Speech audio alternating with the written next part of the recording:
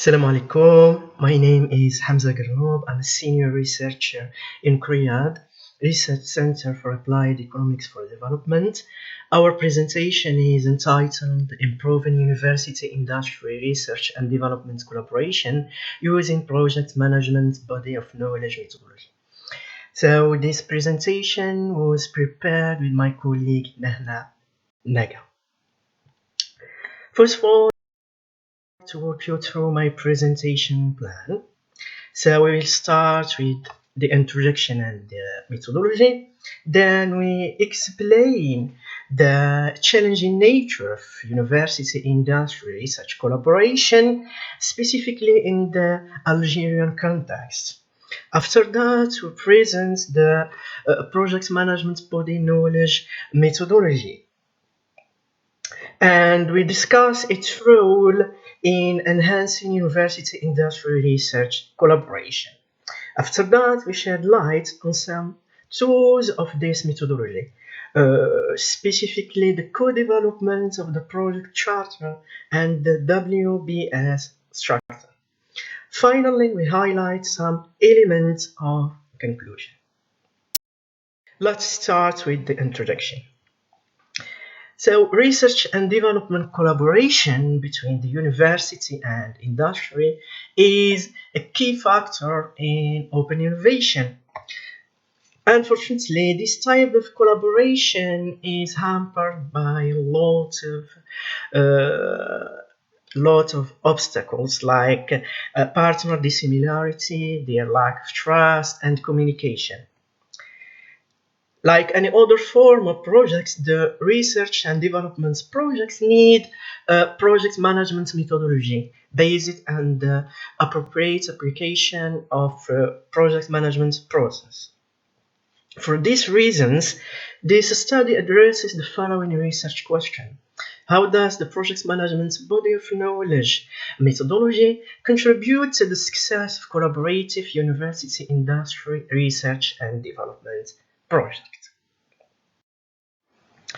So to serve this objective, we applied the project management body of knowledge methodology with an analytical approach using both secondary and primary data, mainly the data collected through the interviews.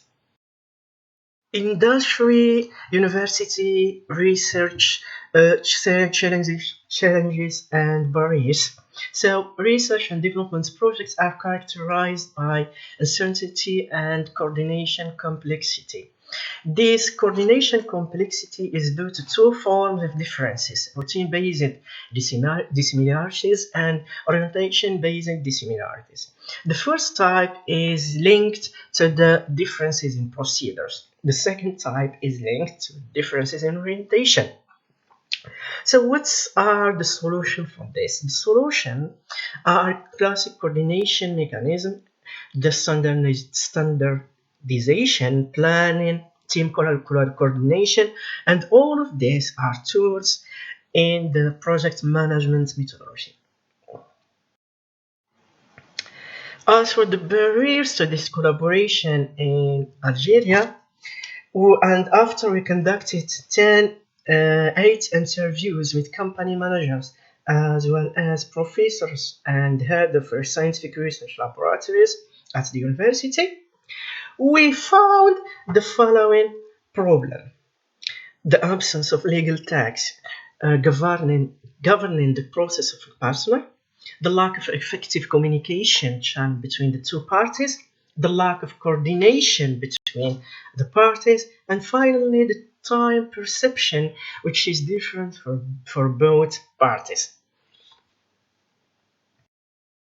Now we're presenting the project management body of knowledge methodology.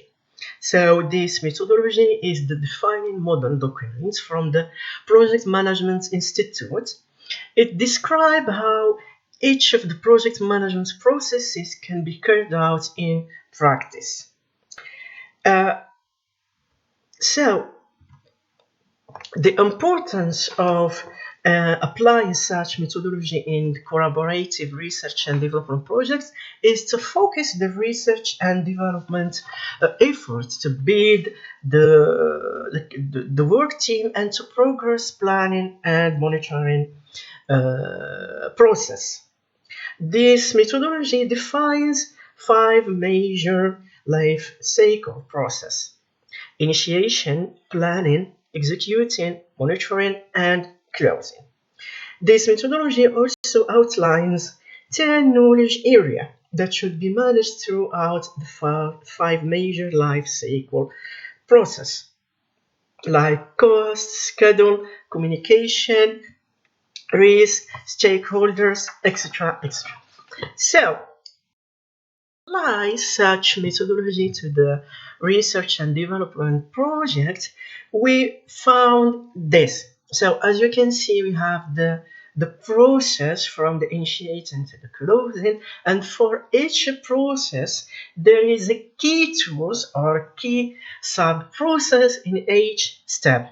So for initiation, we have the development of research and development project charter, which is the main key process here. In the planning phase, we have project management plan, which is which entail define scope and create WBS structure.